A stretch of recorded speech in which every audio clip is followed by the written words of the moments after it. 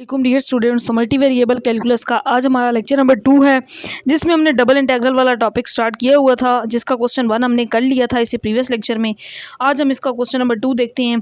तो इसमें हमारे पास एक इंटीग्रल दिया गया है 6x(y)² डी ए का मतलब क्या होता है ये हमें पता है, dx dy या फिर dy dx लिख सकते हैं हम।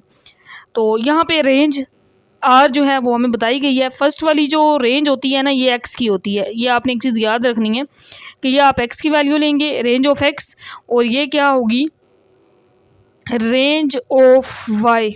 ये क्या है, रेंज ऑफ एक्स है, और जो बाद में है वो रेंज ऑफ वाई है। तो अगर आप डी एक्स पहले लिखते हैं तो ये फिर इसके अंदर रेंज आएगी डी वाई बाई। कैसे लिखनी है देखिए, मैं यहाँ पे अब लिखती हूँ। यहाँ से हम इसको सॉल्व कर रहे हैं इस क्वेश्चन को। तो इंटीग्रेशन आई। अब हम यहाँ पे देखते हैं फंक्शन क्या है, 6x(y)²। डी ए का मतलब क्या होता है, डी एक्स और डी वाई। अब मैंने डी वाई बाहर लिखा है, तो बाहर वाली जो लिमिट्स होंगी वो डी वाई की होंगी, अंदर वाली जो होंगी वो एक्स की होंगी।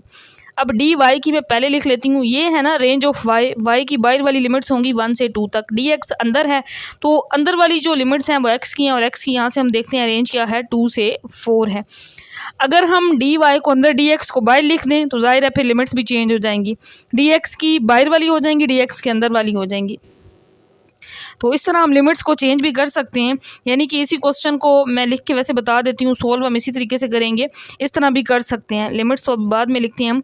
अगर मैं इस तरह से लिखूँ 6x(y)² D Y D x मैं पहले लिख दूँ, तो अब डी एक्स यहाँ पे डबल इंटीग्रल है ना, बाहर वाली लिमिट्स डी एक्स की हो जाएंगी और एक्स की लिमिट्स क्या है, 2 और 4 हैं। डी वाई की अंदर वाली लिमिट्स हो जाएंगी और वाई की लिमिट्स क्या है, 1 से 2। इस तरीके से सोल्व करें या फिर इस तरीके से, दोनों आंसर्स बिल्कुल सेम होंगे। तो मैं इस फर्स्ट वाले तरीके को ले रही हूँ, इससे सोल्व करूँगी। 1 से 2 मैंने इसी तरह लिख लिया स्टूडेंट्स। पहले हम एक इंटीग्रल को सोल्व करेंगे ना, इस अंदर वाले इंटीग्रल को, यहाँ से यहाँ तक इसको। तो इसकी लिमिट्स क्या हैं, 2 से 4 हैं। 6x(y)², अब इसके साथ डी एक्स ब्रैकेट में, और बाहर हम डी वाई को इसी तरह लिख लेंगे, क्योंकि इसको हम इंटीग्रेट करेंगे। पहले with respect to D X कर रहे हैं, तो 1 से 2 इसी तरह।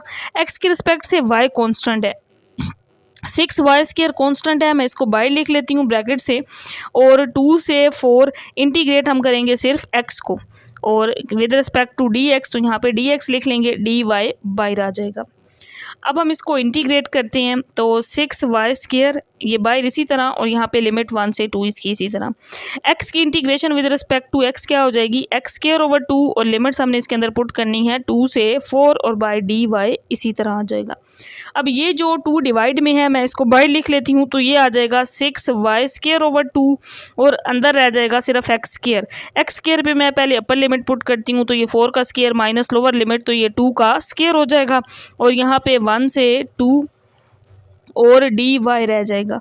इसके बाद हम स्टूडेंट्स इसको आगे यहाँ पे सिंप्लीफाई करते हैं, 2 3 6 हो जाएगा, तो यहाँ पे 1 से 2 3y² आ जाएगा, और इसको सिंप्लीफाई करते हैं, 4 का स्क्वायर 16 और 2 का स्क्वायर 4, और साथ डी वाई रह जाएगा। 16 - 4 12, और 12 3 36 हो जाएगा। इसको मैंने इकट्ठा एक ही स्टेप में करके इस तरह से लिख दिया है, बाकी y² डी वाई रह जाएगा। अब हम y² को इंटीग्रेट करेंगे विद रिस्पेक्ट टू y, तो इसकी इंटीग्रेशन आ जाएगी y³/3, और लिमिट्स क्या होंगी, 1 से 2 हो जाएंगी। अब इसमें हम लिमिट्स पुट करेंगे, upper limit minus lower limit, तो 36/3 इसको बाहर लिख लेते हैं। y³ में हम सिर्फ लिमिट पुट करते हैं, y³ अपर लिमिट 2 है, ये 2 का क्यूब हो जाएगा, माइनस लोअर लिमिट, तो ये 1 का क्यूब हो जाएगा।